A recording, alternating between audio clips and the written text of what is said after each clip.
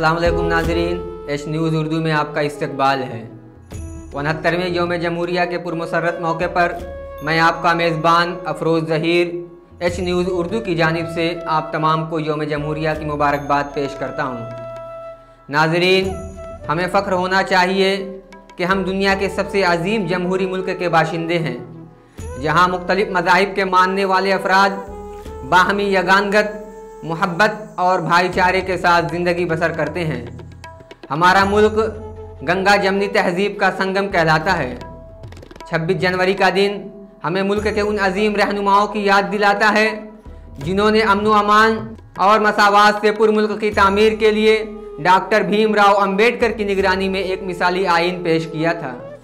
आइए हम इस 69वें यौम जमहूरिया के मौके पर उन अजीम रहनुमाओं के ख्वाबों को शर्मिंदा ताबीर करने का अज़्म करते हैं और एक ऐसे मुल्क की तामीर की तरफ कदम बढ़ाते हैं जहां अमन व अमान का बोलबाला हो, जहां ज़ात पात और रंग व नस्ल के नाम पर किसी किस्म का इम्तियाज़ न बरता जाता हो, जहां किसी के हुकूक न पामाल किए जाते हों, जहां हर मामला में मसावात पाया जाता हो, जहां का हर शहरी तालीम याफ्ता हो, जहां हर तरफ इंसाफ ही इंसाफ हो।